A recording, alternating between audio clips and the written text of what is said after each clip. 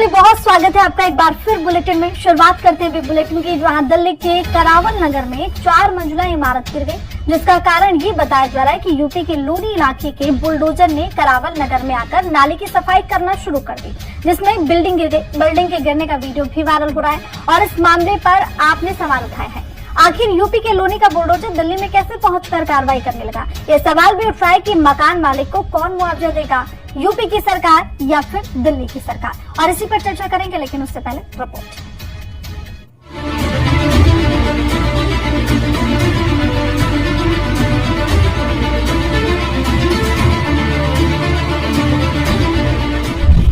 दिल्ली में चला यूपी का बुलडोजर, गिरी इमारत, आप हुई हमलावर। दिल्ली सरकार पर आपने सवाल दागा, यूपी का बुलडोजर कैसे कार्रवाई करने लगा। दिल्ली के करावल नगर में एक 4 मंजिला इमारत के गिरने पर सियासत गर्मा गई है। दरअसल इस मकान के मालिक ने बताया कि यूपी के लोनी इलाके का बुलडोजर ने करावल नगर में आकर नाले की सफाई करनी शुरू करी, जिससे बुलडोजर की टक्कर से मकान में दरार आ गई और बाद में मकान भरभरा कर गिर पड़ा। गनीमत ये रही कि मकान में दरार देखकर मकान मालिक ने खुद ही घर को खाली करवा लिया, जिससे किसी की जान नहीं गई। इस मामले को लेकर आम आदमी पार्टी ने दिल्ली की रेखा गुप्ता सरकार पर सवाल उठाए हैं। आपने कहा कि यूपी के लोनी का बुलडोजर दिल्ली में कैसे पहुंचकर कार्रवाई करने लगा। आपका कहना है कि मकान मालिक ने बैंक से कर्ज लेकर इमारत खड़ी की थी, जिसकी किस्त अब भी जा रही है। ऐसे में मकान मालिक को कौन मुआवजा देगा, दिल्ली सरकार या यूपी सरकार। वहीं बीजेपी का कहना है कि इस मामले में अगर किसी स्तर पर लापरवाही हुई है, सरकार उचित कार्रवाई करेगी। दिल्ली के करावल नगर में एक गरीब आदमी का घर इसीलिए टूट गया कि यूपी से एक बुलडोजर आया जिसने नाला साफ करना था, जिसके साथ कोई इंजीनियर नहीं था, और जब नाला साफ कर रहा था उस समय पर उस घर की नींव पर कुछ वार हुआ, जिसकी वजह से उसमें क्रैक आ गए, लोग निकल गए और वो मकान गिर गया। कौन लेगा इसकी जिम्मेदारी। साकेत में एक बिल्डिंग गिर जाती है, 4 डॉक्टर मारे जाते हैं, कौन लेगा इसकी जिम्मेदारी। 21 लोग मालवीय नगर में एक आग में झुलस जाते हैं, जिसमें से 17 विदेशी मूल के लोग थे, कौन लेगा जिम्मेदारी। पालम में आग लगी थी फरवरी में, आज तक किसी की जिम्मेदारी तय नहीं हुई है। दिल्ली में ऐसा क्या हो रहा है कि इतनी बिल्डिंगें गिर रही हैं, आग लग रही है, पर जिम्मेदारी किसी की नहीं हो रही। बुलडोजर यूपी का था, दिल्ली में कैसे आया नाले की सफाई करने। तो देखिए, दोनों राज्य सरकारों का समन्वय होता है और समन्वय के साथ ही सरकारें काम करती हैं। बरसात सर पर खड़ी है, दिल्ली में जल भराव ना हो, इससे निपटने के लिए रेखा गुप्ता सरकार बड़े पैमाने पर नालों की सफाई करा रही है, ताकि दिल्ली की जनता को राहत दी जा सके। उसी के तहत ये यूपी से बुलडोजर मंगाए गए थे और दिल्ली के अंदर ये सफाई कर रहे थे। मगर इसमें एक एंगल ये भी देखना होगा, ये जो बिल्डिंग गिरी है कि आखिर इस बिल्डिंग ये इतनी कमजोर क्यों थी, इसकी नींव इतनी कमजोर क्यों थी, आखिर वो कौन लोग थे, कौन सरकारें थी जिनके नेतृत्व काल में ये बिल्डिंगें बनी। दिल्ली में हो रही अग्निकांड और भवन धराशायी होने से बेगुनाह लोगों की जाती जानों पर रेखा सरकार सवालों के घेरे में है। वहीं अब करावल नगर में यूपी के बुलडोजर की कार्रवाई से एक इमारत के गिरने से सरकार फिर घिर गई है। सवाल ये कि जहां अग्निशमन नियमों का पालन कर लोगों की जान बचाई जा सकती है, वहां तो सरकार काम कर नहीं पा रही है, और दूसरी तरफ बेवजह की कार्रवाई लोगों के आशियाने को तबाह कर रही है। ऐसे में दिल्ली की जनता जाए तो जाए कहाँ। ब्यूरो रिपोर्ट, हिंदी खबर। तो पैनल हमारे साथ जुड़ चुका है, चर्चा की शुरुआत कर लेते हैं। एक एक करके तारुफ करवा देती हूँ। दिनेश अच्छवान, नेता भारतीय जनता पार्टी से हमारे साथ हैं। अभिषेक गुप्ता, प्रवक्ता आम आदमी पार्टी से। निरंजन पोद्यार, राजनीतिक विश्लेषक हमारे साथ हैं। और कुछ देर में गिन्नी साहनी, प्रवक्ता कांग्रेस से भी हमारे साथ जुड़ जाएंगे। आप सभी का हिंदी खबर में बहुत स्वागत है। शुरुआत में सबसे पहले दिनेश जी से कर लेती हूँ। दिनेश जी, सबसे पहले मुझे लग रहा है कि सबसे महत्वपूर्ण प्रश्न यही है कि अब ये 4 मंजिला घर जिसने बनवाया होगा, कितनी मेहनत से, कैसे एक एक रुपए जोड़ के, अब इसकी जिम्मेदारी कौन लेगा, इसका मुआवजा कौन देगा, ये मुझे पहले आप स्पष्ट करिए, फिर मैं आगे बढ़ूंगी।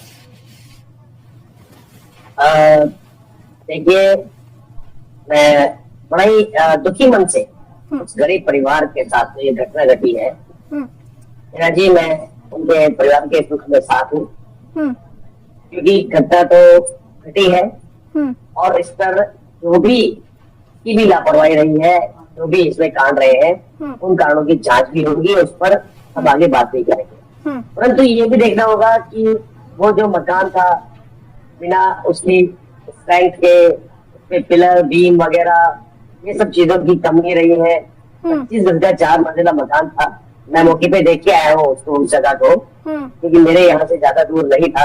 हाँ, तो मैंने भी जाके देखा वहां पर, तो उस विषय को पूरा समझा भी। हाँ, तो मैं इसको इसलिए बताना चाहता हूँ कि उस मकान की जो स्ट्रेंथ थी वो बहुत कमजोर थी। वो पहले एक मंजिला मकान था, धीरे धीरे करके उसको 2 से 3 मंजिले बनाया गया, और वो एल टाइप का मकान था, और पहले से भी उसमें कमजोरी थी, दरारें थी। और जब ये नाला वहां पर निर्माण कार्य चल रहा है, नाले की खुदाई चल रही थी, नाला बनाया जा रहा था, और वो पूरा रोड जिंदल रोड आता है जो यूपी क्षेत्र में आता है। हाँ, उस रोड के पूरा टेंडर यूपी सरकार के पास ही है, लेकिन जहां वो नाला बन रहा था वहां से मकान दिल्ली भी शुरू होती है। हाँ, लेकिन रोड यूपी सरकार के पास है, उसका नाले का निर्माण हो रहा था, ठीक है। इसलिए यूपी की क्रेन वहां पर काम कर रही थी। मैं मौके पे जाके देख के आया ना, तो वो नाले के लिए जब खुदाई कर रही थी तो वो कमजोर मकान था, लेकिन उसमें मकान मालिक ने भी कहा कि भाई मेरा मकान थोड़ा कमजोर है, क्योंकि इसमें पिलर या नींव इसकी गहरी नहीं है, ऊपर से ऊपर है, तो इसको यहाँ ना खोदा जाए। तो वो चला गया दूसरी जगह, उसे खुदाई शुरू की, लेकिन उसका कोई विकल्प नहीं निकल रहा था, और नाला बनाना पड़ा, क्योंकि बरसात दिक्कत आ रही है, और जितनी भी वहाँ पॉपुलेशन रहती है उनको ये बात पानी की आपको निकासी मकान भी मालिक ने चाहिए। बताई, आप ये कह रहे हैं ये मकान मालिक बता रहे हैं कि उसने पहले मना कर दिया था कि यहाँ पर खुदाई ना की जाए, कमजोर है नाला, वो कमजोर है। दूसरी बातें चली भी गई थी, और दूसरी जगह उसे खुदाई की, लेकिन उसको तो काम पूरा करना है ठेकेदार को, तो वो काम के लिए फिर वहाँ पे आया, तो उसने कहा धीरे धीरे आप उसको खोद लो। उसने काफी बार, एक बार नहीं काफी बार खोदा, अगर उसकी दीवार से उसको जो कहता है, मकान मालिक से मैं मिल के आया, उसे दुख प्रकट करके आया, तो उसने कहा कि भैया वो मकान दो बार उसकी जेसीबी का वो जो होता है उसे दीवार से टकराया भी था, क्योंकि मेरे मकान में पिलर नहीं था, कमजोर था, मुझे लगता था, पहले से महसूस था कि कुछ ऐसा हो सकता है, तो मैंने उनको जताया, लेकिन उसका कोई विकल्प नहीं था, नाला तो वहां से बनना ही है। ठीक है दिनेश तो जी, कैसे 100 हो सकता है बातों की कि- एक बात यहाँ पर ये है कि जो मकान गिरा है ना, वो मकान तो तभी गिरा जब वो बुलडोजर वहां पर पहुंचा, बुलडोजर से टक्कर लगी, दरार वहां पर आई, फिर गिरा। अगर मकान, देखिए आप समझिए, अगर आप सफाई देने पर बैठे हैं तो मैं आपको बता दूं, अगर मकान इतना ही कमजोर होता तो पहले ही गिर जाता। कितनी बार आंधी तूफान आया है ना। अगर अब ये मकान गिर रहा है, इन सफाइयों से कुछ नहीं होगा ना, कि अगर पानी की कमी है दिल्ली में तो तेज सूरज की वजह से पानी सूख जा रहा है, इसलिए कमी है। अब ये आप कह दीजिए कूड़े का ढेर इसलिए नहीं जा रहा है क्योंकि आम आदमी पार्टी के मंत्री पहले कूड़े के ढेर के पास गए नहीं, इसलिए दिल्ली में कूड़े का ढेर है। यहाँ पर इतना बड़ा अग्निकांड हो जाता है, 21 लोगों की मौत हो जाती है। अब आप कहिए कि यहाँ पर तो भाई अपने आप सूरज की तपिश इतनी ज्यादा थी कि आग लग गई। तो इन सारी बातों से मुझे नहीं लगता है ना कि आप लोग ढक लेंगे। जिम्मेदारी तो तय करनी होगी ना सर, इन सारे मामलों पर जिम्मेदारी आप लोगों को तय करनी होगी, और वो कब तय करेंगे ये बड़ा सवाल बना हुआ है। तो मैं वही कह रहा हूँ, जिम्मेदारी तय की जाएगी, क्योंकि यूपी सरकार का वहाँ पर काम चल रहा था। हाँ। और दिल्ली गवर्नमेंट के अंदर जो ठीक है। क्षेत्र में मकान आ रहा था, हाँ। लेकिन मकान कमजोर था, उसको पहले भी चेताया जा चुका था। उसको पहले भी 2 महीने पहले भी उसको बोला गया था कि भाई आपका मकान, जब ये काम शुरू हुआ था उस जगह से उसको बोल दिया गया था, लेकिन उसने ही वो परमिशन दी थी कि अब इसको आप यहाँ से खोद लीजिए धीरे से। वो चाहता था कि भाई मकान उसको परमिशन देने से क्या होता है ना सर, आप सोचिए वहाँ पर उस बिल्डिंग में अगर कोई मौजूद होता, वो बिल्डिंग की वजह से अगल बगल की बिल्डिंगों पर कोई इफेक्ट पड़ता, आने जाने वाले पर ये मलबा गिर जाता, दब जाते, तो उससे क्या होता है सर? आप मेरी बात कंप्लीट नहीं होने देते। नहीं, मैंने आपको इतना समय दिया। हाँ ठीक है, उस जगह, उस इलाके में पिछले 25 साल से भाजपा का पार्षद है। अभी दिल्ली में नगर निगम में भाजपा की सरकार है, और पिछले 2 दशक में 1.5 साल छोड़ दें जब हमारा मेयर था, तो पिछले 18.5 साल से दिल्ली में एमसीडी में भी सरकार ही नहीं की है। अगर बिल्डिंग में इतनी खामियां थी तो एमसीडी ने कितने नोटिस दिए उस बिल्डिंग को? भाई अगर डेंजर थी वो बिल्डिंग तो उसके अंदर लोग कैसे रह रहे थे? लोग तो निकले ही तब है जब वो जेसीबी उसके नीचे वाले स्ट्रक्चर पे जाके टकराई है। उसके बाद लोगों ने जब दरार देखी है तो वो पूरा परिवार बाहर आया है। जो परिवार की टेस्टिमोनियल है वो तो आपके चैनल पे हमने देखी है। जो भाजपा के प्रवक्ता है कहानी हमको सुना रहे हैं कि उन्होंने बोला आगे जाके कर लो जी, पीछे जाके कर लो जी। ऐसे होती है नाला सफाई? मतलब आप जहां जैसी भी चलाएंगे क्या घर गिराते चलेंगे? कोई दिल्ली सरकार की कोई जिम्मेदारी नहीं है। और आपकी बात का उन्होंने जवाब नहीं दिया। वहां पर जो परिवार रहता था वो डेली वेज पे काम करते हैं वो लोग, किस तरीके से गाड़ी कमाई उन्होंने इकट्ठा करके अपने परिवार के लिए घर बनाया, उनको कंपनसेशन कौन देगा? उस चीज को ये गोलमोल कर गए कि यूपी सरकार की रोड थी, दिल्ली सरकार का परिवार था। भाई वो परिवार नहीं जानता है। मैं सुन रहा था आपके चैनल पे ही वो जो आदमी रोते हुए बता रहा था कि मैं मोची का काम करता हूँ। आप सोचिए उस परिवार की क्या सुनवाई होगी। ये तो भला होगी आपके चैनल पे कम से कम डिबेट हो रही है, उस परिवार के बारे में हम बात कर पा रहे हैं, वरना उसके लिए तो कोई दरवाजा नहीं है। वो किसके पास जाए? यूपी सरकार के पास जाए कि दिल्ली सरकार के पास जाए। किसके पास जाए? उनकी क्या गलती थी? आपको अगर नाला सफाई करना नहीं आता, नाला सफाई करने के बहुत सारे तरीके होते हैं, बहुत सारी मशीन है। तो वो तो नहीं ना, गलती ये थी कि परमिशन तो उसी ने दी। मतलब आप समझ रहे हैं कि बुलडोजर ये कह रहा है, बुलडोजर वाला ये कह रहा है कि भाई आप परमिशन दोगे तो हम नाला साफ करेंगे। नगर निगम का, सरकार का, प्रशासन का कोई योगदान नहीं है। हर बुलडोजर घर के सामने पहुंच जा रहा है। ऐसी तो बातें कर रहे हैं दिनेश जी। मतलब श्रेया जी, आप खुद ही सोचिए, कोई सुन रहा होगा तो वो क्या करेगा? वो सर पीट लेगा अपना दीवार में मार के। सरकार चल रही है कि कोई मतलब फुलेरा की पंचायत चल रही है कि जेसीबी को इंडिविजुअल से जाके परमिशन लेनी है? वो बोल रहा है तो 2 किलोमीटर दूर जाके वो खुदाई कर रहा है, फिर वो परमिशन दे रहा है तो जेसीबी वापस आ रही है। अधिकारी क्या कर रहे थे जिनकी जिम्मेदारी थी, चाहे यूपी सरकार के हो चाहे दिल्ली सरकार के हो? अब तो 4 इंजन की 5 इंजन की सरकार दिल्ली में है और यूपी में भी भाजपा की ऊपर से लेकर नीचे तक तमाम सरकार है। अब इस चीज का क्या एक्सक्यूज है? और क्या एक्सक्यूज है जो दिल्ली में रोज की रोज इस तरीके की घटनाएं हो रही हैं? जो मालवीय नगर में घटना हुई, वहां पर फायर ब्रिगेड टाइम पे नहीं पहुंची, उसके लिए कौन जिम्मेदार है? उसके लिए भी क्या अरविंद केजरीवाल जिम्मेदार है या उससे पहले नेहरू जी जिम्मेदार है? मतलब कहीं तो, मैं तो आपकी बात को आगे बढ़ा रहा हूँ, कहीं तो जिम्मेदारी तय करनी पड़ेगी ना। लोगों की जान जा रही है, लोगों का नुकसान हो रहा है, लोगों की गाड़ी कमाई डूबे जा रही है, लोगों के पास कमाने के लिए साधन नहीं है, नौकरियां नहीं है। कहाँ मैं आगे बढ़ रही हूँ। गिन्नी साहनी जी भी हमारे साथ जुड़े हुए हैं। गिन्नी जी, यहाँ पर कोई भी जिम्मेदारी लेने के लिए तैयार नहीं है। अब इसकी टोपी उसके सर वाला हाल है भाई कि अगर कुछ भी होगा तो अब तो एक नई कहानी उजागर होती हुई। अभी तक तो मैं लगातार डिबेट करा रही हूँ तो हर मसले में यही बोला जाता है कि आम आदमी पार्टी जिम्मेदार है, उसके पिछले चले जाए कांग्रेस जिम्मेदार है। लेकिन अब एक नई कहानी कि मतलब वो बुलडोजर वाला वहां पर पहुंचा था, उसने मना कर दिया, फिर उसने परमिशन दे दी तो उसने कर दिया। अब घर तोड़ने की परमिशन थोड़ी ना दी, मैं कह रही हूँ दी भी परमिशन, घर तोड़ने की परमिशन थोड़ी ना दे दी भाई। गिन्नी जी। मैडम, सबसे बड़ी बात तो ये है कि आप ये सोचिए कि यूपी का एक बुलडोजर दिल्ली में आकर काम कैसे कर रहा है। आपने यही देखा होगा हमारे सामने। मैडम, मैं यहाँ बैठा हूँ मेरी गली, एक मिनट मैडम, इनको चुप करा दीजिए पहले। इनको हथियारों का, ठीक है दिनेश जी, मैं आऊंगी वापस आपके पास। ठीक है, इन लोगों की मौत के जिम्मेदार लोग हैं, इन हथियारों को चुप करा दीजिए। ये भाजपा वालों को यूपी का खून पी के बैठे हुए हैं, ये हथियारों। रुकिए ना, एक अपनी बारी पे, अपनी बारी पे रुकिए। काम कर रहा है, नाले की सफाई नहीं कर रहा हूँ, नाले का निर्माण कर रहा है, इनको पता है। मैडम, आप जवाब अभी आपको बोल लेने दीजिए ना, फिर आप ऐसे मत करिए। रुकिए, मैंने आपको सबसे ज्यादा समय दिया, मैं फिर आपको समय दूंगी। रुकिए तो पता कि नाले का निर्माण कैसे होता है? अरे वहाँ खुदाई होती अरे है। आप ये बता दीजिए, निर्माण छोड़ दीजिए। यहाँ पर किसी को निर्माण सिखाने कैसे होगा? ठीक है परिवार के साथ कितनी गहरी घटना हुई है इस घटना में अपनी। चलिए ठीक है, रुकिए। चलिए गिन्नी साहब, कॉम्पनसेशन दीजिए उस परिवार को, तब मानेंगे आपकी बात को। बता दिए सितंबर 2021 में जब उनका आपकी बात उसमें जो की सरकार रुकिए एक एक करके। ठीक है गिन्नी जी, अपनी बात। अरे दिनेश जी रुकिए भाई, दिनेश जी रुकिए। चलिए गिन्नी जी, समय चला जाएगा सर, रुक जाइए। ठीक है, रुक जाइए दिनेश जी, रुक जाइए। गिन्नी जी अपनी आवाज, आप अपनी बात रखिए। मैडम, 3 बातें बोलूंगा मैं। पहली बात ये है कि जो बुलडोजर यहाँ आकर के सफाइयां कर रहा है, ये कहते हैं हमने उसको काम दे दिया। मैडम, एक बात तो आप ध्यान रखिए कि हमारे सामने गली है और वो गली आधी बनी है और आधी छूट गई। जो आधी बनी है वो ये कहता है एमएलए ये हमारे अंडर में थी, ये दूसरे एमएलए के अंडर में है, बल्कि वहाँ पे भी भाजपा का एमएलए है। हाँ। और जिसने आधी गली बनाई है वो भी भाजपा का एमएलए है। मतलब इन लोगों ने गली को 2 भागों में बांट दिया, आधी बनी है, आधी नंगी गली है।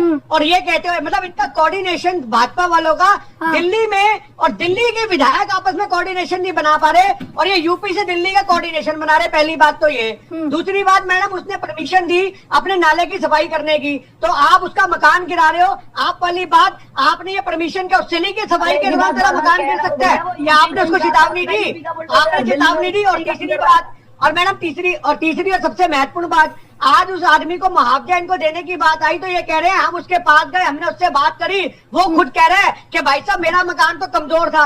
मैडम, जब आप सोचो नेता लोग एक आम आदमी के दरवाजे खड़े होंगे और एक गरीब आदमी उसके साथ तो वही जो पुरानी पट्टी पे जो बुलवाना वही काम करा। बोलते मेरा मकान तो रुई का बना हुआ है, मेरा मकान तो रुई का बना हुआ है, हवा में उड़ जाता। तो ये लोग आपको बता दूं कि वो आदमी खुद बोल रहा है मेरा मकान कमजोर था, टूट सकता है। अरे आप तो किसी ने कुछ भी बुलवा लो, आपकी तो दादागिरी, आप सियासत में बैठे हो, आप तो पूरी विधानसभा में बैठे हो, हर जगह बैठे हो, आपकी गुंडागर्दी है। एक आम आदमी क्या बोलेगा तुम्हारे सामने? क्या उसकी औकात है आम आदमी की जब वो तुम्हारे सामने बोलते कि लाओ मुझे मुआवजा दो? तुम तो कल को उसको ये कह दोगे भाई साहब मुआवजा नहीं देंगे, तेरी बिल्डिंग कमजोर थी, तेरे को नोटिस देंगे, तेरी बिल्डिंग की वजह से 4 आदमी और मर सकते थे, अब तू हमारे को मेहनताना देगा। और वो मेहनताना क्या होगा? आज तेरा मकान गिरे, कल तेरी जमीन भी यूपी सरकार के नाम होगी। आप तो वो आदमी उसकी बची कुछ 25 घर की जमीन पे हड़प लोगे। आपका पेट कहाँ भरता है? आप तो लोगों की झुग्गियां हड़प लेते हो, आप लोगों के मकान बने बने हड़प लेते हो, उसकी इमारत। अरे आप यहाँ पे बैठ के प्रवक्ता था, कई घर की कहानी सुनाने बैठे हो। अरे टीवी आप बोलते आप भाजपा वाले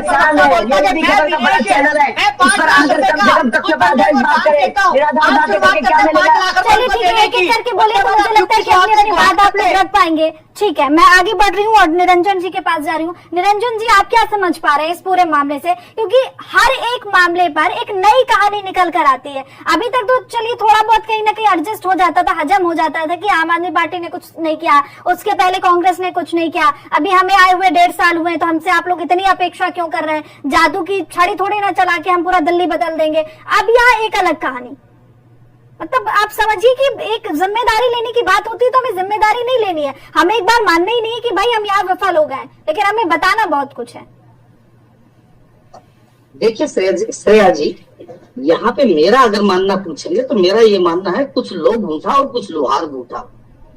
यानी कि हम जिम्मेदारी किसी को भी दे करके और इस चीज से इतिश्री कर सकते हैं, या यूं कहें कि हम टीवी डिबेट के अंदर जो भी निर्णय बैठ करके यहाँ पे सारी चीजें आपको एक चीज समझ में आनी चाहिए कि ये चाहे जो आगजनी की घटनाएं हैं, चाहे जिस तरीके से ये जो बिल्डिंग धराशायी की घटनाएं हैं, या तमाम दिल्ली में जो इस तरीके से इस तरह की जो दुर्भाग्यपूर्ण घटनाएं हो रही हैं, इसका मुख्य कारण क्या है? इसका मुख्य कारण कोई आज का नहीं है। इसका मुख्य कारण आप ये समझ लीजिए पिछले 75 वर्षों से जो दिल्ली अनप्लैन्ड वे के अंदर जो दिल्ली बढ़ती जा रही है, दिल्ली के अंदर जो कंक्रीट का जंगल उठता जा रहा है, हाँ, उसके अंदर तमाम सरकारें, तमाम सिविक एजेंसियां, तमाम अधिकारी और तमाम कर्मचारी, और ऊपर से आपको मैं बता रहा हूँ ये जो हमारे यहाँ जो निचले स्तर की जो राजनीति है, उसके अंदर ये सारी की सारी चीजें जिम्मेदार हैं। इसके अंदर कोई ये कहे कि इसमें हमारी जिम्मेदारी नहीं है, क्योंकि आज अगर किसी की अवैध बिल्डिंग के ऊपर कोई बुलडोजर लगता है तो फट से दूसरा जो अपोजिशन का नेता है वो जाकर के खड़ा हो जाता है, भाई इस गरीब को क्यों मार रहे हो, इसकी बिल्डिंग क्यों तोड़ रहे हो? उसी बिल्डिंग के अंदर 4 दिन बाद में जब कोई घटना घट जाती है तो सरकार का कॉलर तब पकड़ लेते हैं कि इसी घटना कैसे घट गई, इसमें 21 आदमी कैसे मर गए। मैं आपसे एक सवाल पूछता हूँ, जो बिल्डिंग के अंदर जिस रेस्टोरेंट में आग लगी थी, उस रेस्टोरेंट को अगर 15 दिन पहले अगर एमसीडी उसको बुलडोज करती तो क्या वहाँ पे राजनीति नहीं पहुँचती? ठीक है, बिल्कुल निरंजन जी, आपने मुझसे सवाल पूछा, मैं आपसे भी एक बार सवाल पूछ ले रही हूँ। और मुझे लगता है कि हर इंसान को ये दिल्ली में सरकार सत्ता चलाता कौन है? बीजेपी चला रही है ना इस वक्त, कि विपक्ष आके निर्णय लेगा कि हमें क्या करना है क्या नहीं करना है। विपक्ष नहीं ले सकता, वो सिर्फ आवाज उठा सकता है, सही क्या है गलत क्या है आपको करना है। श्रेया जी, मैंने आपको क्या कहा कि जब तक आप कारण पे नहीं पहुंचेंगे तब तक आप निवारण पे नहीं पहुंचेंगे, क्योंकि कारण ही निवारण है। और कारण के अंदर मैंने आपको बता दिया, यहाँ की सरकारें, यहाँ की सिविक एजेंसियां, यहाँ की छिछालेदर वाली राजनीति, और जो जिसको कहते हैं राजनीति का कोई यहाँ पे किसी प्रकार का कोई स्तर नहीं, वो वाली राजनीति भी हम देख रहे हैं। जिस तरीके से ओजोन के ऊपर राजनीति हो रही है, तमाम छोटे भैया नेता जाकर के और उन कर्मचारियों के कॉलर पकड़ के हिला रहे हैं, भाई तू इस मकान पे कैसे आ गया, उस मकान पे कैसे आ गया। इस चीज को तय कौन करेगा? सरकार, प्रशासन करेगी, जो है सत्ता में वो करेंगे। कोई भी विपक्ष का आदमी कॉलर पकड़ के थोड़ी ना पूछ सकता है। कौन सी चीज अवैध है, इस चीज को तो सिविक एजेंसी तय करेगी ना। उस समय राजनीति आड़े आ जाती है उसके ऊपर कार्रवाई करने के बाद में, जब वहां पे कोई दुर्घटना घटती है। आज मुझे एक बात बताइए, जो 2000 से ऊपर अवैध कॉलोनियां कटी हुई हैं, उनके अंदर क्या सारे नक्शा पास होकर के बिल्डिंगें बनी हुई हैं? ये जो जिस तरीके से जो कल मालवीय नगर की घटना घटी 3 दिन पहले, वो भी तो लाल डोरे की जमीन में बनी हुई बिल्डिंग थी। 6 कमरों की बात चल रही थी, 21 कमरे ठोक दिया बंदे ने। तो वो कोई आज की चीजें हैं? आज जिस तरीके से जो मकान वहां गिरा है, हम उस मकान की चर्चा कर रहे हैं। पहली बात तो आपको मैं एक चीज बताऊं, देखिए आप क्या चाहते हैं कि भाई सिविक एजेंसी अपना काम ना करे, नाले की जो भी नाले की रिपेयर है, नाले के अंदर जो नाले का जो निर्माण कर रहे हैं वो नहीं करेंगे तो 2 दिन बाद में जल भराव की समस्या आएगी। भाई कहने का तात्पर्य ये है कि जब आप हर चीज के अंदर केवल एक आदमी को, हाँ इसके अंदर मैंने आपको क्या कहा, सबसे बड़ी एक समस्या और है। अब जैसे सरकार उसके बाद में कहती है जी हम इसकी उच्च स्तरीय जांच कराएंगे। जांच किससे कराएंगे? यानी कि दूध की रखवाली आप बिल्ली को बिठाएंगे। जिन सिविक एजेंसियों ने, जिन अधिकारियों ने वो सब वहां पे घटने दिया, वहां पे इतनी वो बिल्डिंगें उठने दी, वहां पे वो अवैध निर्माण होने दिए, उन्हीं को आप जांच की कहने का तात्पर्य। आपने कहा ना कि किसी एक ही इंसान को क्यों, इसलिए क्योंकि वो सत्ता में बैठे हुए हैं, इसलिए उनसे पूछ रही हूँ। और पालम की घटना हुई, कितना समय हो चुका है, उसकी जांच अभी तक नहीं आई। मालवीय की घटना हुई, अब देखना होगा कब आएगी। जब आप जांच ही नहीं करवा पा रहे, उन अधिकारियों को चिन्हित ही नहीं कर पा रहे हैं, तो फिर आगे क्या करा जाएगा भाई? यही तो पूछ रहे हो। और अभी आप कह रहे हैं कि भाई वहां पर निर्माण नहीं होगा तो कल पानी भर जाएगा। आप किसी के घर पर जाके नाले का निर्माण थोड़ी ना कर सकते हैं, आप बिल्डिंगों को गिरा के थोड़ी नहीं सर कर सकते हैं। कितनी मेहनत से इंसान अपना एक रुपया लगा के घर बनवाता है, और आप कह रहे हैं कि भाई हम तो निर्माण कर रहे हैं। ऐसे नहीं होता है। चलिए ठीक है, अभिषेक गुप्ता जी कुछ कह रहे हैं, फिर मैं आगे बढ़ रहा हूँ। अभिषेक जी देखिए श्रेया जी, निरंजन जी जो बात कह रहे हैं, आप 10-10, 20-20, 30-30 साल बाद जाके आप लोगों के घर तोड़ेंगे। जब वो बन रहा होता है तभी क्या वहाँ पर सिविक एजेंसीज को तब दिखती नहीं है कि वहाँ पर अवैध निर्माण हो रहा है? उन पे कार्रवाई तभी होनी चाहिए, तब माना जाए ना कि हाँ सिविक एजेंसीज। तब तो सब मलाई खाते हैं।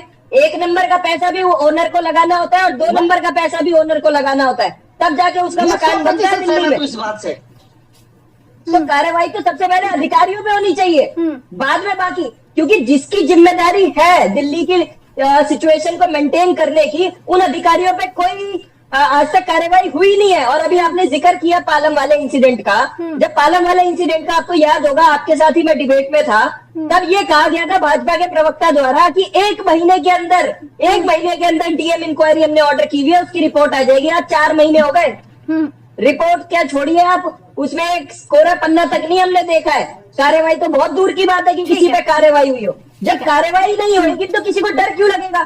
चाहे एक पालम हो, कल मालवीय नगर है, परसों कोई और होगा। आप और हम ये बैठ के यहाँ पर यही बात कर रहे होंगे, और जिसकी जिम्मेदारी है वो जिम्मेदारी कोई नहीं लेगा। सहमत हूँ कि बातों से कुछ नहीं होता है, कुछ करना होगा। दिनेश जी, अभी तक कोई आप लोगों ने कोई कार्रवाई नहीं की है अभी। मतलब मुझे लगता है एक तो कार्रवाई करिए, किसी मामले में तो कार्रवाई करिए। अब ये कह देने से कि आम आदमी पार्टी ने ये नहीं किया या कांग्रेस ये नहीं किया तो उससे कुछ होने वाला नहीं है। बस मैं ये कह रही हूँ। जी मैं एक बार फिर से एक बात क्लियर कर देता हूँ।